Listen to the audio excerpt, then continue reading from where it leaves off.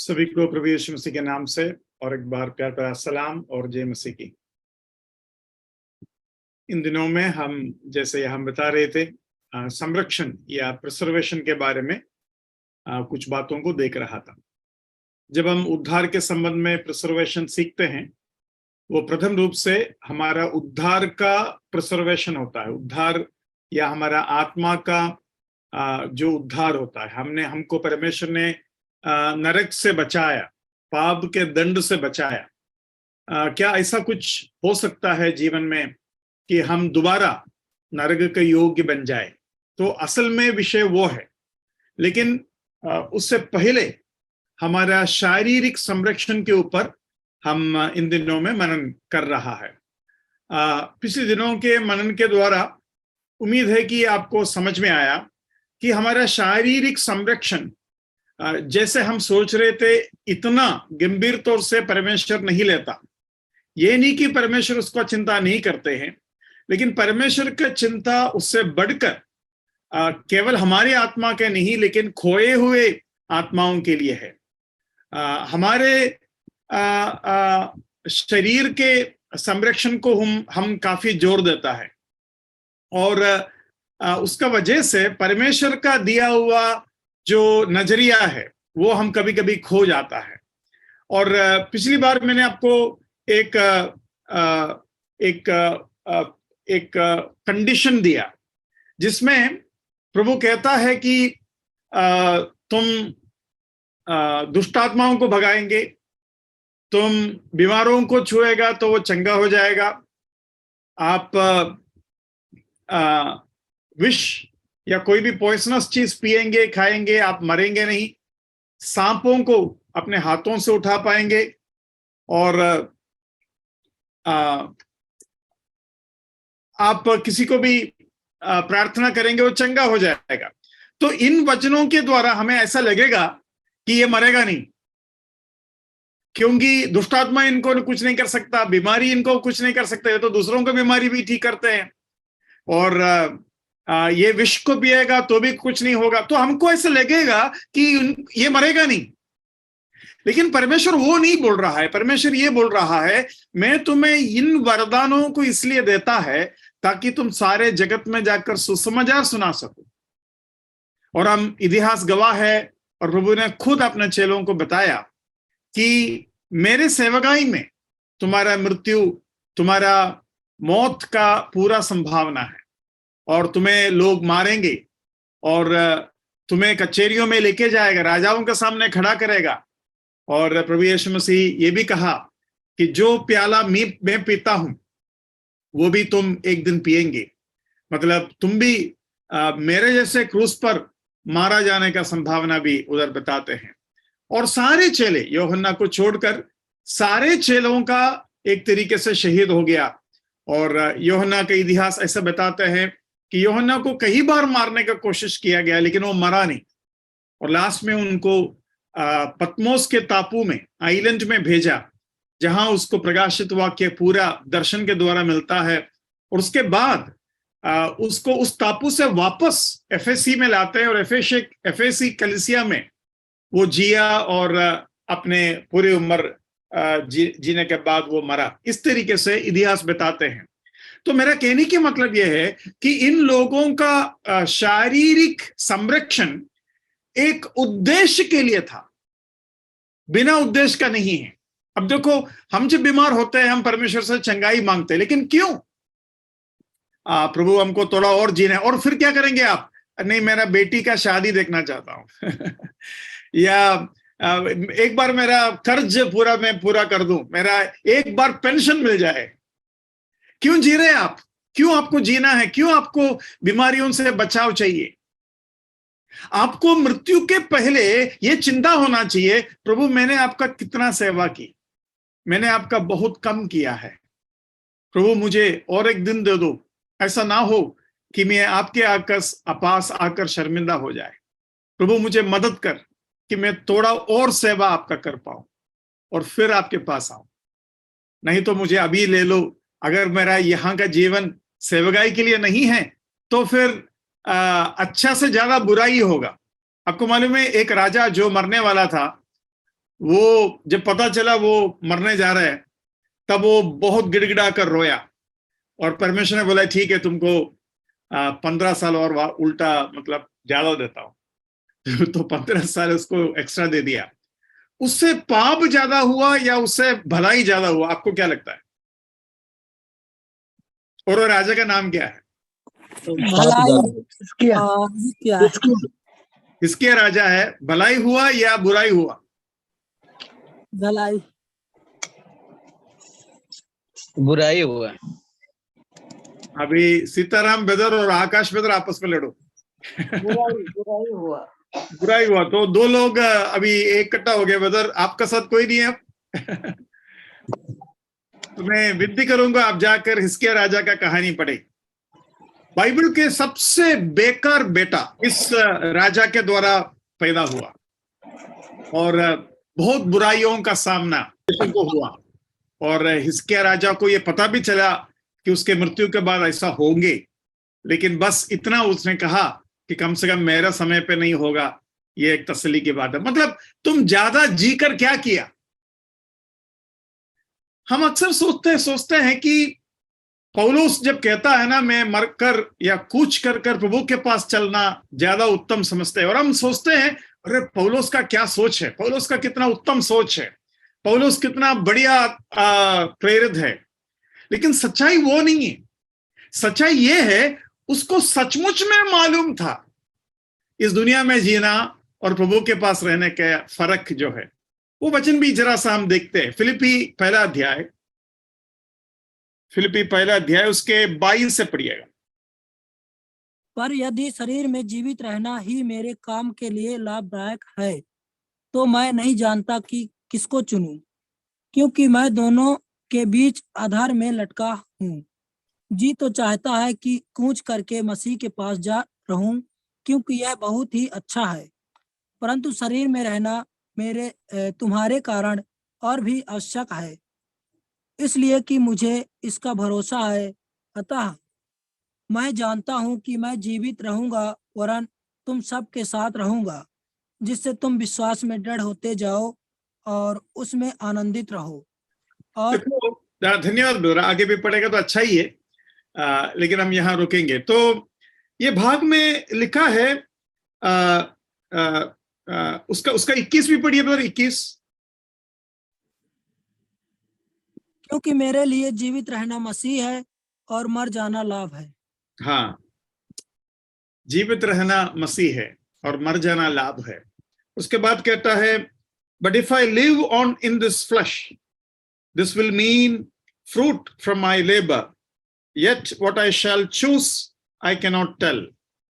मेरा काम के लिए मुझे रुकना जरूरी है और जाना अति उत्तम है। तो पता नहीं, मैं दबाव में पड़ा हूं कि मैं यहां रहूं या जाऊं। तो एक तरीके से जाने के लिए जो पौलुस का जो दिल है वो ज्यादा है, और रहने के लिए अपना जिम्मेवारी का दिल है। मतलब वो यहां हमारे लिए रहते हैं, मतलब विश्वासियों के लिए रहते हैं, सुसमाचार के लिए, प्रभु के लिए रहते हैं। नहीं तो उसको दिल यहां रहने के लिए नहीं चाहते। मैं आपसे एक चीज पूछूं, जो नौकरी कर रहा है, आप क्या करते हैं ये दुनिया में? आप और एक दिन रहकर क्या करते हैं? वही सुबह उठना, वही गर्मी, वही कपड़ा पहनो, वही दुकान में जाओ, वही ट्रेन, वही काम, और पूरा दिन उधर ही बैठे रहो, और फिर वही ट्रेन में वापस आओ, उसी गर्मी में रहो, वही खाना, वही पीना। मतलब इस दुनिया में और एक दिन और एक दिन और एक दिन जो आपका जो इच्छा है ना, वो क्या है कर जरा सोचिए आप। हैं? अगर मुझे मालूम होता कि आप क्या क्या काम करते हैं, कहाँ कहाँ काम करते हैं, किस तरीके के माहौल में रहते हैं, वो सब मैं बोलता अभी, है ना। उसमें से कौन सा ऐसा चीज है जो सचमुच में दिलचस्प लगता है? अगर बहन लोग हैं, वही आटा वही रोटी बनाओ, है ना, वही दाल, है कि नहीं, वही बर्तन मांजो, है ना, वही सब्जी खरीदो, क्या है? फिर भी हम इस दुनिया छोड़ना नहीं चाहते। क्यों? क्योंकि हमारा जो समझ स्वर्ग के बारे में, जो हमारा नजरिया है, वो हकीकत में हमारे अंदर होते नहीं है। लेकिन इस दुनिया में रहने का इच्छा कोई गलत बात है कर मैं नहीं बोल रहा हूं, फिर भी इस दुनिया को छोड़ना उत्तम बात है कर जो समझ है वो भी आपके अंदर होना चाहिए। मैं सोच रहा था, प्रभु के बच्चों के फ्यूनरल, प्रभु के बच्चों के जो फ्यूनरल होता है, उसको आप लोग क्या बोलते हैं हिंदी में? अंत यात्रा। प्रभु के बच्चों का जो अंत यात्रा है, वो सुनकर मुझे नहीं लगता कोई भी निराश वापस आते होगा। उल्टा जोश बढ़ता है, उल्टा ऐसा लगता है यार मरना है तो ऐसा मरना है ताकि लोग आपके बारे में ऐसा गवाही बोले। ऐसा सोच हमारे अंदर आता है, क्या मेरे बारे में ऐसा गवाही लोग बोलेंगे? तो ये सोच के साथ हम वापस आते हैं। मतलब मृत्यु हमारे अंदर, ये सच है कि दुख है, बहन को दुख है, भाई को दुख है, माँ बाप को दुख है, या बच्चों को दुख है, विश्वासियों को दुख है, आंसू है, लेकिन सुनने वालों के अंदर एक मृत्यु के बाद की बातों के ऊपर इतना आशा भर जाता है कि ऐसा मृत्यु को एक तरीके से हम सब वाह वाह कहकर आते हैं वापस। मृत्यु को ऐसा, ये संसार के लोग एक ये दिखाता है ना, अरे शुभ शुभ बोलो, ऐसा सब बोलता है ना, उसका मतलब क्या है मुझे समझ में नहीं आता, ये ऐसा सब क्यों कर रहा है ना? शुभ शुभ बोलो। हम तो सबसे शुभ दिन में भी मृत्यु के बारे में कहता है। कौन सा है वो दिन? सबसे शुभ दिन कौन सा मानते हैं हम? संडे। उस दिन तो प्रभु यीशु मसीह के मृत्यु के ऊपर हमारा सारे जोर है। पूरे के पूरे जोर जो है यीशु मसीह के मृत्यु के ऊपर है। यीशु मसीह ने कहा, मुझे याद करो, ये मेरा शरीर है जो तुम्हारे लिए तोड़ा गया, और ये मेरा लहू है जो तुम्हारे लिए बहाया गया। हम उसी को याद कर आराधना करते हैं। और स्वर्ग में भी वध किया हुआ मेमना हमारा विषय है। सांसारिक तौर से, मानसिक तौर से सबसे शुभ दिन कौन सा माना जाता है सांसारिक तौर से?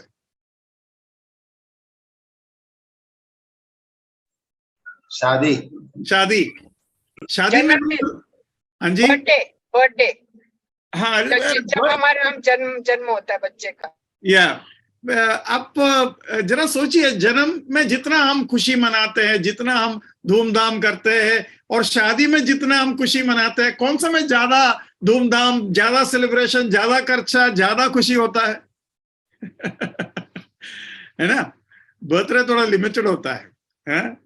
जिस दिन बच्चा जन्म लेता है उस दिन बहुत खुशी होता है, लेकिन शादी एक अलग ही आनंद आपको देगा। तो मैं आपको बताता हूं, उस शादी में हम मृत्यु के बारे में कहता है क्या? नहीं अंकल, कहते ब्रदर, कहते। तो जया टीचर और चंद्रशेखर ब्रदर दोनों लड़ो अभी। है ना? क्या कहते हैं हम?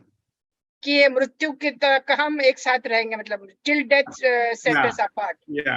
मतलब जिसको परमेश्वर ने जोड़ा है उसको मनुष्य अलग ना करे।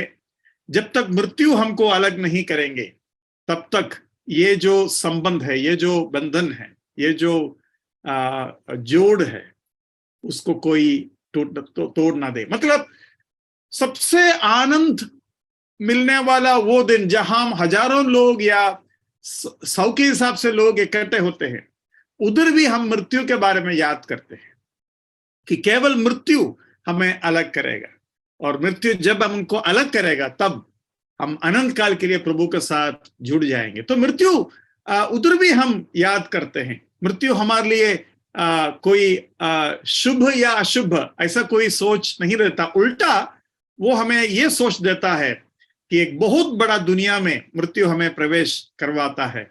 तो मृत्यु में जो आशा है, विश्वासियों के बीच में उसके वचन सिखाना, बोलना, बताना जरूरी है। मृत्यु के बारे में बोलने के लिए संत लोग डरना नहीं चाहिए।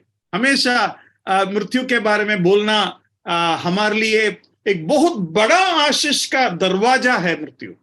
तो ये चीज हमें मन में रखना जरूरी है। और पौलुस इसको कितने खूबसूरती से हमारे सामने रखा है। For me to live is Christ and to die is gain. मतलब मैं जीऊंगा तो प्रभु को लाभ होगा, मैं मरेगा तो प्रभु को तो लाभ होगा ही होगा, लेकिन मुझे ज्यादा लाभ होगा, है ना। ये सोच है पौलुस का। और पौलुस कहता है मुझे पता नहीं मैं क्या कहूं। आज तक हम ये सोच रहा था ये पौलुस का बड़ा दिल है, लेकिन नहीं। अगर आप सचमुच में सोचोगे इस दुनिया में क्या है, और ऊपर से पौलुस को तो और भी खासियत है। एक तो पौलुस शारीरिक तौर से काफी कमजोर था, उसका शरीर में प्रॉब्लम था। दूसरा, वो लगातार जेल में थे। और तीसरा, ये फिलिपी के पत्री वगैरह जब लिखता है वो प्रसन्न में है, तो प्रसन्न में और एक दिन जीने का कौन सा इच्छा रखेंगे है कि नहीं। प्रभु मुझे और एक दिन दे दो ताकि मैं इस कोठरी में पड़े रहूं। ऐसा मैंने सुना है कि वो जब मांग रहा था तो मेरा कंबल लेके आना, किसी ने इसके बारे में ऐसे लिखा है कि वो जेल के नीचे जो पानी बहता था, जो नदी बहता था, वो ठंड के मारे बर्फ हो जाता। और ऐसे पृष्ठभूमि में पौलुस बोलता है जब तुम आते हैं मेरा कंबल लेके आना, है ना। तो इतना मतलब मुश्किलों से पौलुस जो है अपना दिन बिताते। ऊपर से उसको परिवार नहीं है ना तो उसके वजह से भी वो जरूर चाहेंगे मैं मेरा प्रभु के पास जाऊं। तो ये जो सोच विश्वासियों के अंदर बहुत जरूरी है। तो आज हमने ये सीखा कि इस दुनिया में जब हम जीना चाहते हैं, मैं ये भी कहता हूं हम शादी क्यों करना चाहते हैं, हम क्या बोलते हैं, हम बच्चों को क्यों चाहते हैं। कितने ऐसे परिवार है जिसका बच्चा नहीं है, वो चाहते हैं कि उनके जीवन में प्रभु एक बच्चा दे, लेकिन क्यों दे। कोई तो बोलता हमारा परंपरा रखेगा। अरे कौन सा परंपरा आप रखोगे, कौन सा परंपरा है आपका। तीसरा या चौथा पीढ़ी के ऊपर का किसी का भी बाप दादाओं का नाम नहीं पता जो परंपरा रख कर गए। वो भी उनके पास 5, 6, 7, 8 बच्चे थे, आपको तो 1, 2, ये कौन सा परंपरा रहने वाला है है ना। तो ये सब सोच बहुत ही क्या बोलते हैं, बच्चे जैसे सोच है। लेकिन अगर आप प्रभु के लिए उस बच्चों को पालना चाहते हैं, एक ऐसा बच्चा जो मेरे घर में आएंगे उसका उद्धार का कितना पक्कापन मैं ले सकता हूं। एक पड़ोसी का उद्धार के बारे में हम कुछ नहीं कह सकते, लेकिन हमारे बच्चे के उद्धार के ऊपर हम पूरा जोर दे सकते हैं। जन्म से लेकर उसको प्रभु के बारे में बता सकते हैं, हजारों बार सुसमाचार सुना सकते हैं। तो हमें जो हमारे परिवारों में जो बच्चे पैदा होगा, है ना, तो ये ऐसा सोच दूसरे धर्म वाले लोगों को भी है। तो लेकिन वो उनका सोच और ही कुछ है। वो तो नंबर बढ़ाना चाहते हैं, बोलता है इतना हमारा कम्युनिटी जो है अभी माइनॉरिटी नहीं है, मेजोरिटी बन जाएगा, है ना। तो ऐसा नंबर बढ़ाकर कोई फायदा नहीं है। किसी ने ऐसा कहा, शेर का और क्या बोलते हैं, हाथी का और बड़े बड़े जानवरों का 1-1, 2-2 बच्चा ही होता है ना।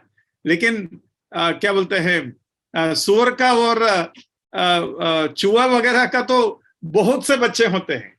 बात बच्चों का नंबर में नहीं है, बात यह है कि विश्वासी के घर के बच्चे कैसे होंगे।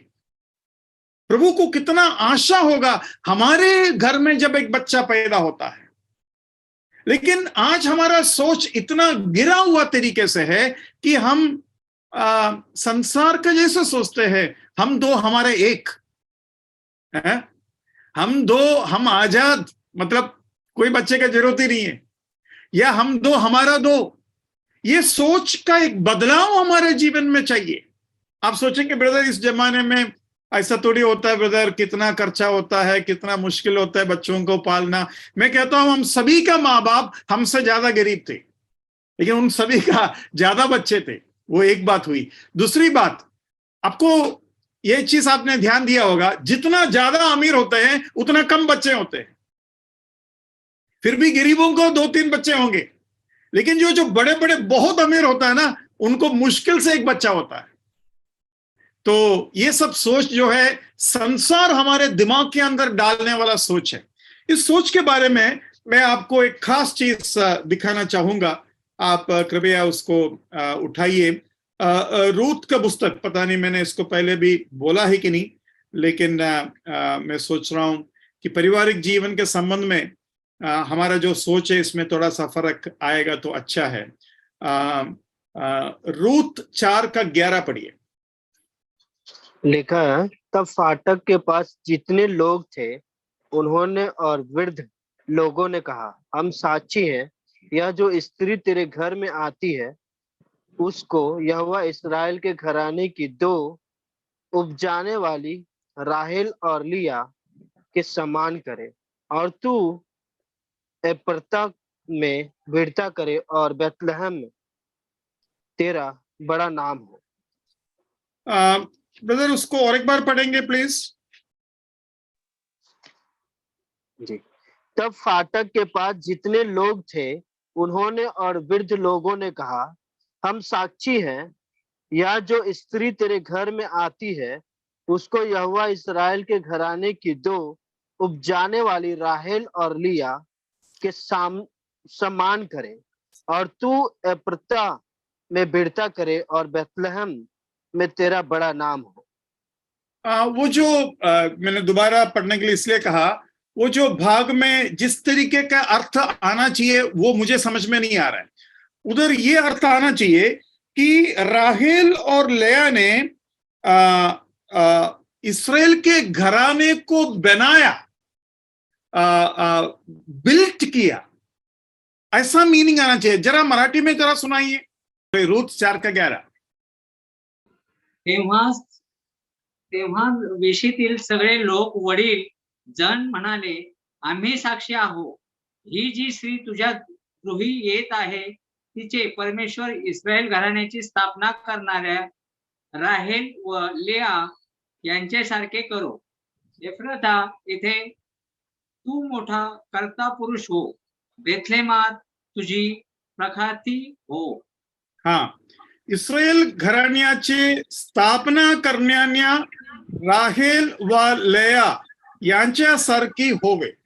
मतलब जिसने इस्राएल को बनाया, इंग्लिश में मैं आपको सुनाता हूं, बहुत ही सुंदर रूप से लिखा है, the Lord make the woman who is coming to your house, तुम्हारे घर में आने वाले औरत को ऐसा बनाए जो राहेल और लेहा जैसा है, जिसने the two like Rahel, Rachel and Leah, the two who built the house of God, who built the house of Israel, जिसने इस्राएल और इस्राएल परमेश्वर का इस्राएल को बनाया।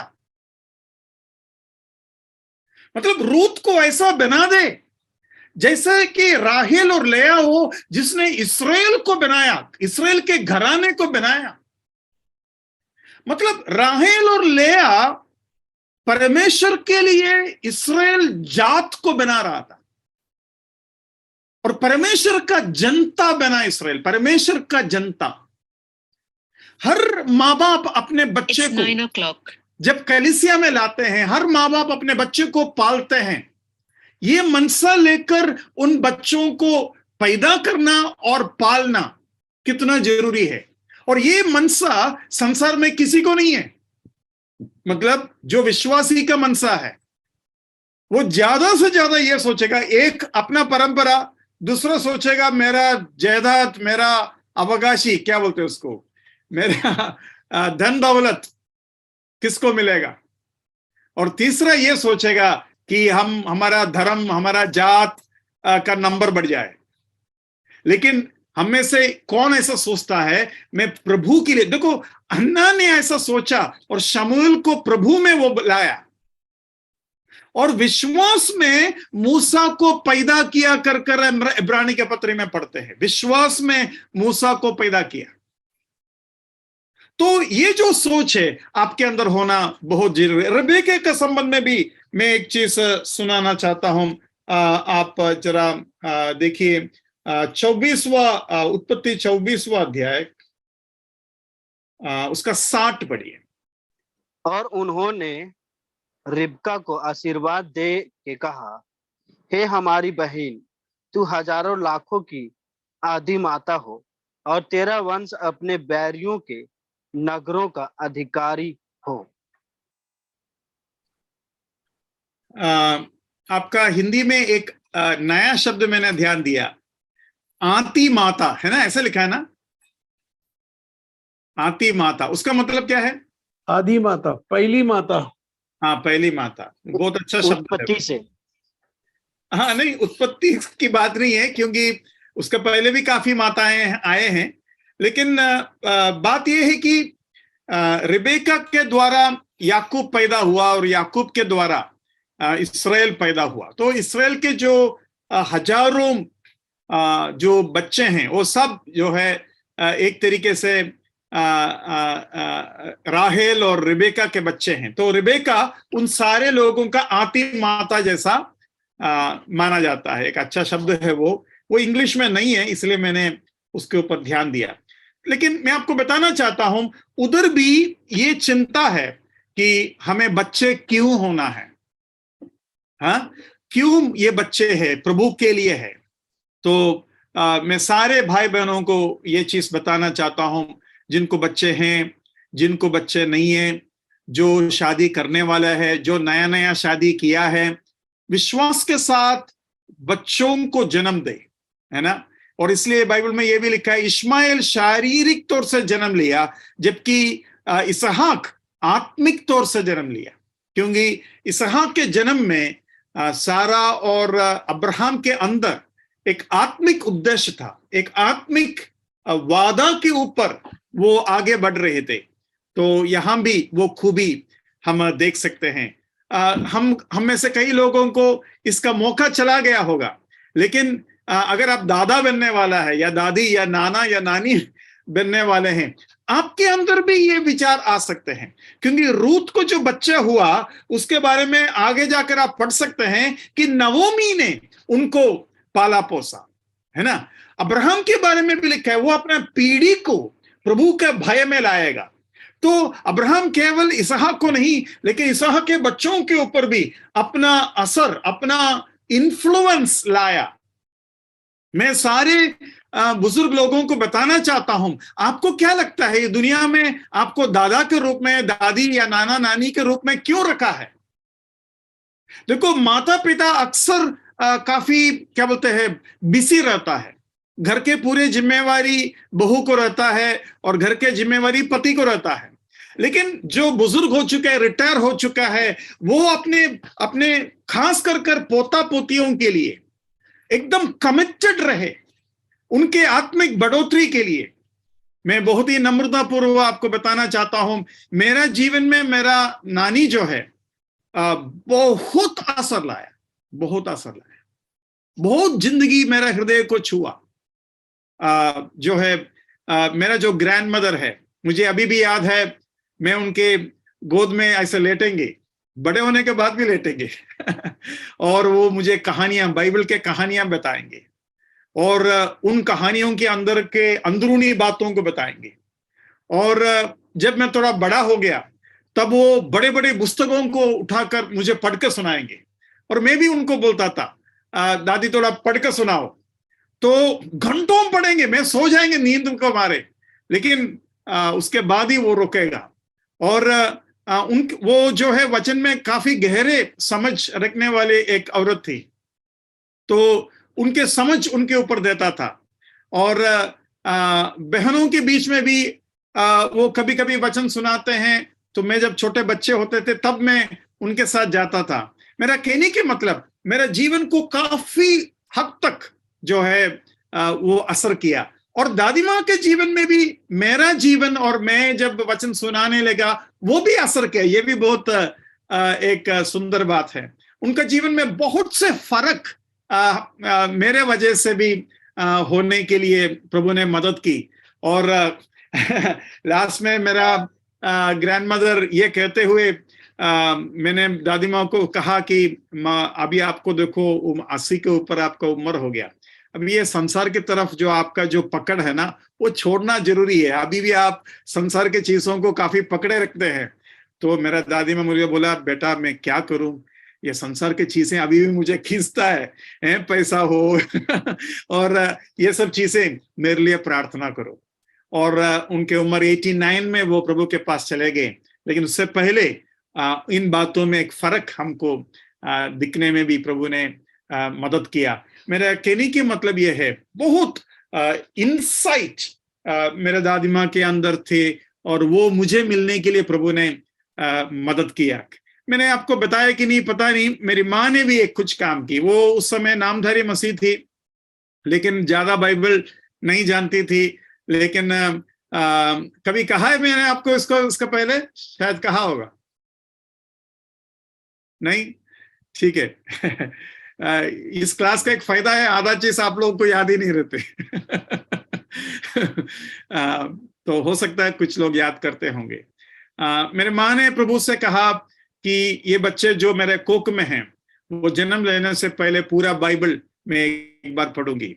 और इतना बाइबल को नहीं समझती थी वो, लेकिन पूरा बाइबल को मुझे अपने कोख के अंदर रखकर ही एक तरीके से पढ़कर सुनाया मुझे।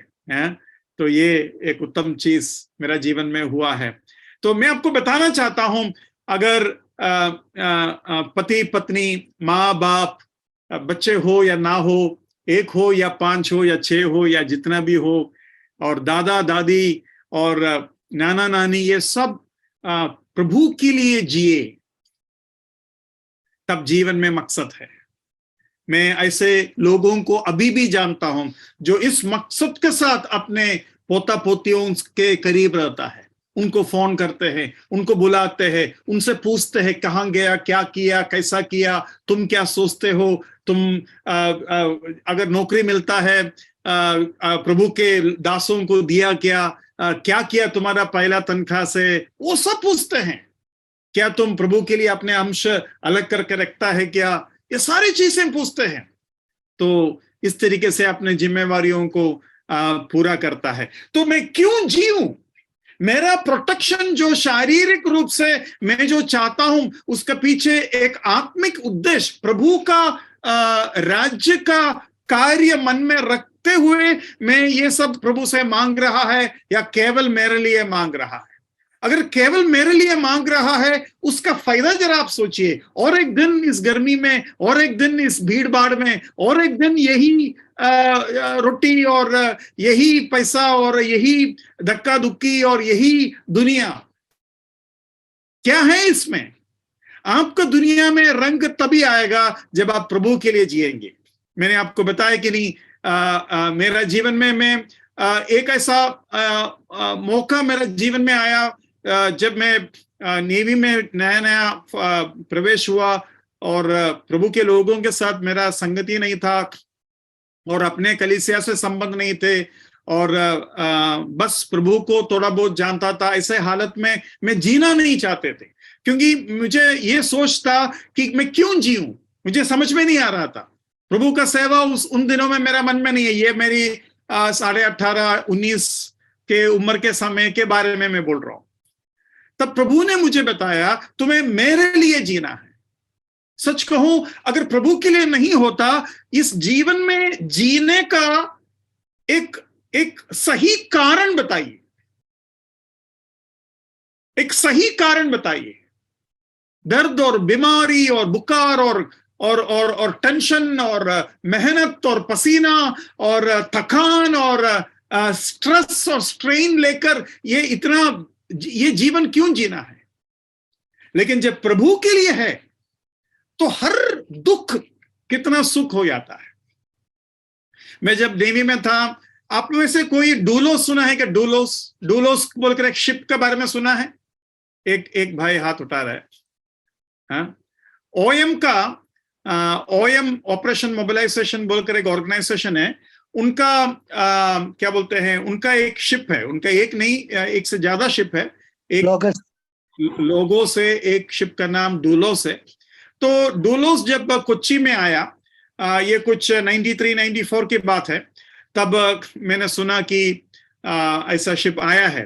तो उसमें उन लोग 1 हफ्ता 2 हफ्ते के लिए वॉलंटियर्स को पूछते हैं। वॉलंटियर मतलब सारे तरीके का काम आपसे करवाएंगे, प्रभु का नाम में आपको करना है। और कुछ पैसा वैसा कुछ नहीं मिलेगा, बहुत मेहनत। तो मैं जाकर रजिस्टर किया मेरा नाम, मैं तब नेवी में थे, छुट्टी लिया और कहा कि मैं आकर करना चाहता हूँ। तो उन्होंने मेरे से पूछा कि आप तो ऑलरेडी जहाज में काम करने वाला आदमी है, आपको पता है जहाज कैसा होता है, क्यों करना चाहते हो? तो मुझे तुरंत याद आया पहला कुरिन्दी 15वां अध्याय उसके आखिरी वचन, जहां ये लिखा है प्रभु में जो मेहनत है। जरा उस वचन को उठाइए, तब से वो वचन मेरे लिए प्यारा हो गया। पहला कुरिन्दी 15वां अध्याय उसके 58 लास्ट वचन। इसलिए हे मेरे प्रिय भाइयों, दृढ़ और अटल रहो और प्रभु के काम में सर्वदा बढ़ते जाओ, क्योंकि यह जानते हो कि तुम्हारा परिश्रम प्रभु में व्यर्थ नहीं। तुम्हारा परिश्रम प्रभु में व्यर्थ नहीं, मतलब प्रभु के नाम से आप अगर एक मुश्किल परिस्थिति में जी भी रहा है और कुछ नहीं कर रहे, केवल जी रहे, आप कुछ कर नहीं पा रहे आप, लेकिन प्रभु के वास्ते जी रहा है, आप प्रभु में जो मेहनत करते हैं, the labour in the Lord is not in when. ये शब्द मैंने इंटरव्यू लेने वाले व्यक्ति को कहा और तुरंत उसने पास कर दिया, इस बंदे को ले लो। और मैं डुलोस शिप में गया, उधर सबसे छोटा छोटा काम, पेंटिंग से लेकर स्क्रबिंग से लेकर ऐसे ऐसे काम, एकदम छोटा काम दे रहे थे। तो मेरे साथ जो लोग आए उनको सब बहुत बुरा लग रहा था, लेकिन मैं तो क्या बोलते हैं पूरे जोश में सेवा कर रहा था, ये सोचकर कि मैं प्रभु का कर रहा हूं। और एक दिन मेरे साथ एक फॉरेनर काम कर रहा था और काम पूरा खत्म होने के बाद हम आपस में परिचय किया, मतलब आप कौन है, मैं कौन हूं वगैरह। तब वो बोल रहे थे कि मैं एक पायलट हूं, यहाँ पता नहीं कौन सा कोई देश से आया है और यहाँ मैं आपके साथ ये सबसे छोटा काम कर रहा हूं और हमको यहाँ से कुछ मिलता नहीं है, ये 1 साल 2 साल का कॉन्ट्रैक्ट है, प्रभु के नाम से हम इस जहाज में काम करते हैं। तो प्रभु के लिए करना, प्रभु के लिए करना। देखो, पेंटिंग प्रभु के लिए कर सकता है क्या? हाँ, आप प्रभु के लिए पेंटिंग कर सकते हैं। जब मैं ये कहीं सिखा रहा था, तब एक डॉक्टर ने मुझे फोन करके बोला, ब्रदर मैं एक डॉक्टर हूं, क्या मैं मेरे मरीजों को प्रभु के लिए ट्रीटमेंट कर सकता है? मैंने कहा जरूर कर सकते हैं। एक साधारण डॉक्टर केवल पैसा के लिए करते हैं, और क्या है, उसके अंदर कोई चिंता नहीं रहता, लेकिन आप प्रभु के लिए कर सकते हैं। तो हमारा जीवन प्रभु के लिए इस तरीके से इस्तेमाल कर सकते हैं। मैं पिछली बार आपको दाऊद के मन के बारे में बताया, the man of God's own heart, प्रभु के तरीके के दिल वाले दाऊद। उस दाऊद के संबंध में 1-2 और बातों को जोड़कर मैं समय जाने से पहले बताना चाहूंगा। जरा देखिए, वो अब्नेर के लिए रोते हैं, और अब्नेर के लिए जब रोता है, ऐसा रोने का और एक कारण है। वो कारण जरा सा हम देखने की कोशिश करेंगे। आप 2 शमूएल 3 का 27 निकालिए। तब लिखा है, जब अब्नेर हेब्रोन को लौट आया, तब योआब उससे एकांत में बातें करने के लिए उसको फाटक के भीतर अलग ले गया और वहां अपने भाई असाहेल के खून के बदले में उसके पेट में ऐसा मारा कि वह मर गया। देखो, खास कर उधर लिखा है हेब्रोन के करीब में, हेब्रोन के पास उनका मृत्यु हुआ, उनके मौत हुआ। हेब्रोन का एक खासियत है, किसी को कुछ याद आ रहा है? दाऊद को दुख होने का, दाऊद रोने का, बहुत ज्यादा दुखी होने का एक कारण यह था कि अब्नेर हेब्रोन के करीब होते हुए मारा गया। क्या है उससे, हेब्रोन से क्या संबंध रखता है? कालेब ने लिया था हेब्रोन। ठीक है, हेब्रोन का एक बहुत बड़ा खासियत है, उस सिटी का एक खासियत है, उस सिटी का एक नाम ही अलग है। हाँ, एक भाई मुझे उत्तर दिया, शरणस्थान, इंग्लिश में रेफ्यूज सिटी बोलते हैं। कितना रेफ्यूज सिटी है पूरे इसराइल में? 6 है। मतलब 2 गोत्र को, 2 ट्राइब को एक रेफ्यूज सिटी है। और रेफ्यूज सिटी का खासियत क्या है? शरण स्थान का खासियत क्या है? अगर एक भाई गलती से किसी को मार दिया हो, गलती से, अभी ये जाहिर है कि जो मर गया उसका नेक्स्ट ऑफ किन या छुड़ाने वाला या उसका भाई बहन जो भी है वो बदला लेने का कोशिश करेगा। तो परमेश्वर के वचन में ऐसा लिखा है कि अगर गलती से किसी ने किसी को मार दिया तो तुरंत वो शरण स्थान की तरफ भागे और शरण स्थान के द्वार पर फाटक में जाकर अपने हालत बताए कि ऐसा ऐसा मेरे से हुआ, मुझे अंदर ले लो। तो अंदर लेना है, और जब तक महायाजक जिंदा है उस आदमी को उसके अंदर शरण मिलना चाहिए। लेकिन एक कंडीशन है, वो आदमी इस शरण स्थान को छोड़कर, इस नगर को छोड़कर बाहर नहीं जावे, और अंदर रहते हुए अगर उसको किसी ने मार दिया तो महायाजक का जिम्मेवारी है। मतलब शरण स्थान के अंदर गलती से पाप करने वाले का मृत्यु नहीं होना चाहिए। लेकिन अगर वो खुद बाहर चला गया, बोला कुछ नहीं होता, मैं देख लेता हूं, और फिर उसके ऊपर अगर बदला लेने वाले आकर बदला ले लिया तो फिर उसका जिम्मेवारी कोई नहीं रहेगा। अब देखो, अब्नेर को कौन मारा? अब्नेर, यहां जो हम पढ़ा, अब्नेर को कौन मारा? योआब ने मारा। योआब ने क्यों मारा? to avenge his brother. हाँ, टू अवेंज हिज ब्रदर। उस भाई का नाम क्या था? अभी पढ़ा था हमने, असाहेल। असाहेल। तो ये याद रखो, असाहेल को अब्नेर मारना नहीं चाहता था। एक तरीके से बोलेगा गलती से मारा, गलती से नहीं है, लेकिन असाहेल को कई बार बोला तुम मुझे छोड़कर चला जा, तुम और किसी को लूट लो, लेकिन मेरे पास मत आओ। अगर तुम मेरे पास आओगे तो मुझे मारना पड़ेगा, क्योंकि असाहेल बहुत फास्ट भागने वाला आदमी था। और ये जो अब्नेर जो है स्लो रनिंग आदमी था। मैं आपको उसके बारे में भी थोड़ा सा बता दूं। अभी स्लो रनिंग मतलब अब्नेर फास्ट तो है, लेकिन वो लंबा समय तक नहीं भाग सकता। अभी मैं अपने बारे में भी आपको बता दूं, मैं एक शॉर्ट रनर हूं, स्प्रिंटर हूं। मतलब मैं 100, 200, 400 मीटर जो है बहुत तेजी से भाग सकता हूं, लेकिन मैं 3 किलोमीटर 4 किलोमीटर नहीं भाग सकता। लेकिन कुछ लोग ऐसे हैं जो 100-200 मेरे साथ नहीं भाग पाएगा, लेकिन वो 3 किलोमीटर 4 किलोमीटर आराम से भागेगा। आपको आइडिया मिला? अभी असाहेल जो है ऐसा व्यक्ति था जो 2 किलोमीटर 3 किलोमीटर 4 किलोमीटर 10 किलोमीटर आराम से भाग सकते हैं। और अब्नेर ऐसा व्यक्ति है, उसके अंदर स्किल ज्यादा है, पावर ज्यादा है, लेकिन वो ज्यादा दूर नहीं भाग सकता। तो अब्नेर थोड़ा सा भागा, लेकिन असाहेल छोड़ नहीं रहा है। असाहेल पीछे फिर आ रहा है। अब्नेर थोड़ा ही भाग सकते, ज्यादा दूर नहीं भाग सकता। लेकिन अब्नेर के पास आओगे तो अब्नेर बोला तुम मेरा पास आओगे तो मैं तुरंत मार दूंगा, क्योंकि मेरे अंदर पावर है, मेरे अंदर स्किल है, मेरे अंदर स्पीड है।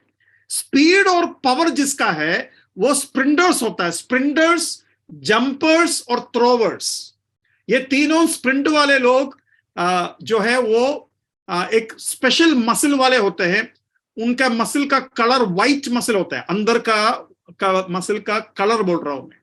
और जो लॉन्ग रनर्स है, जो 2 किलोमीटर 3 किलोमीटर 4 किलोमीटर 15 किलोमीटर भागने वाले लोग होता है, उनका मसल ज्यादातर रेड मसल होता है। रेड मसल वाले मोटा जल्दी नहीं होगा, लेकिन व्हाइट मसल वाले जल्दी मोटा होता है। आपने देखा होगा कुछ लोग है हमेशा पतला रहेगा, कितना भी खाओ, है ना, वो 2 प्लेट 4 प्लेट बिरयानी खाएंगे फिर भी पतला ही रहेगा। ऐसा लोग बहुत लंबा भाग सकते हैं, लेकिन वो वजनदार काम नहीं कर सकता, बड़ा मोटा चीजें उठाना वगैरह ये उनसे नहीं होता है।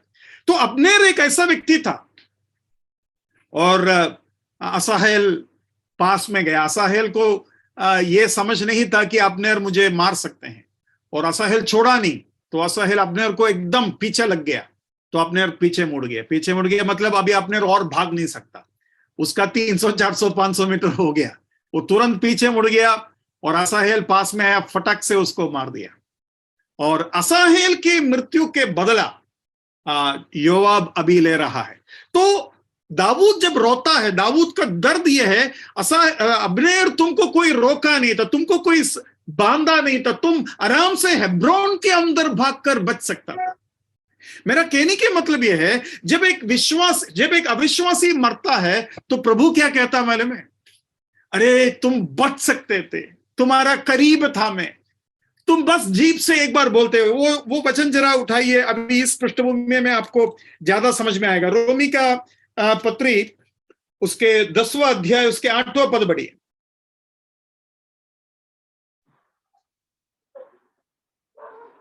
परंतु वह क्या कहती है, यह कि वचन तेरे निकट है, तेरे मुंह में और तेरे मन में है।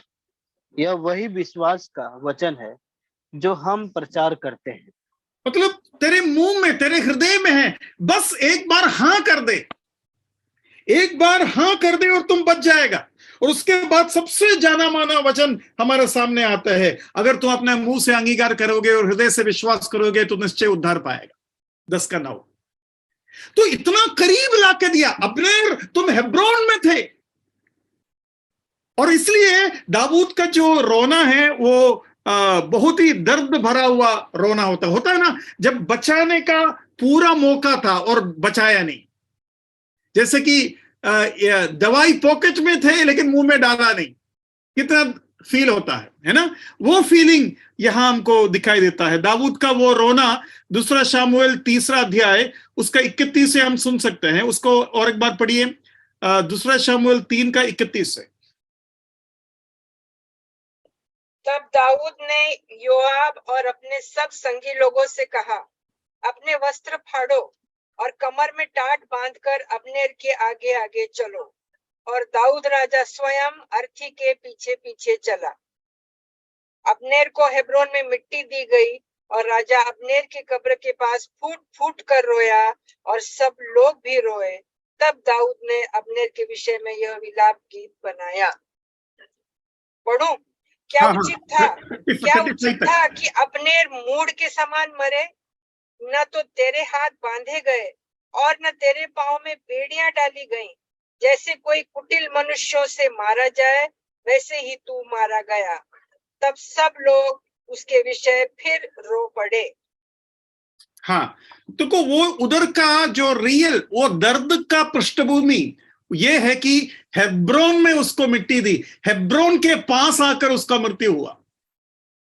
मतलब तुमको ऐसा मरने का कोई जरूरत नहीं था, तुम आराम से बच सकते थे। तो वो जो फीलिंग है, इसलिए देखो आप ये ऐसा सोचना सही है कि नहीं मुझे नहीं पता। जब लोग मरते हैं, अगर जवान मर गया और बुढ़ा मर गया, कौन सा मृत्यु के टाइम पर ज्यादा लोग रोएंगे? जवान के। ब्रदर वो आप ही कह दिया। ऐसा क्यों? उसने जिंदगी देखी नहीं पूरी। बात केवल ये नहीं कि उसने जिंदगी नहीं देखा, बात यह है उससे जुड़ा हुआ जो लोग है ना, उससे जुड़े हुए जो लोग हैं और उनके सारे जरूरतों को इस व्यक्ति से जुड़ा हुआ है। और आपने कभी ध्यान दिया, जब हम फ्यूनरल के लिए जाते हैं, जाते वक्त हम नहीं रोते, आते वक्त भी हम नहीं रोते, लेकिन हम उधर पहुंचने के बाद हम रो जाते हैं। क्यों रोते हैं मालूम है? जो मरा उससे बढ़कर जो रो रहा है उनके वजह से हम रोते हैं। आप अगली बार ध्यान देना, असली आंसू जो आते हैं, इसलिए देखो हम जब पता चलता है कि कोई मर गया तब हम नहीं रोते। सोचो कि कोई नौजवान का मृत्यु हमने सुना तो तुरंत हम नहीं रोते, लेकिन हम जब उधर जाते हैं, उनके माँ के, उनके बहन के, पत्नी के, बच्चे के आंसू जब देखता है तब हमारा दिल टूटता है ना? तो रोने का जो असली कारण, जो दर्द में है उनके लिए है, और हमारे विश्वासी के अनुसार वो सोच और सही है, क्योंकि जो मर गया वो तो बच गया।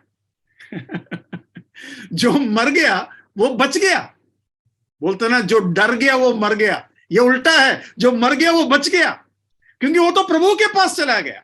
लेकिन जो जिंदा है उनका दर्द ज्यादा है, तो वो एक अलग बात है। तो यहां हम इस पृष्ठभूमि के साथ हमें समझ में आता है कि वो संरक्षण, तो रेफ्यूज सिटी, शरण स्थान यीशु मसीह है। और यीशु मसीह जेरूशलेम को देखकर क्या कहा? Oh Jerusalem, how many times I was willing to capture you under my wings like a hen। जैसा एक मुर्गी अपनी बच्चों को अपने पंखों तले रखना चाहते हैं, वैसे मैं तुम्हें रखने के लिए चाहा। मतलब मैं तुम्हारा शरण स्थान हूं, मैं तुम्हें बचाने के लिए इतना करीब आया। क्या क्या क्या नहीं दिया, सारे चिन्ह दिया, मरे हुओं को जिलाया, लंगड़ों को पाँव दी, अंधों को आंख दी, दुष्टात्माओं को बचाया, 5,000 कभी 4,000 को खिलाया, पानी के ऊपर चला।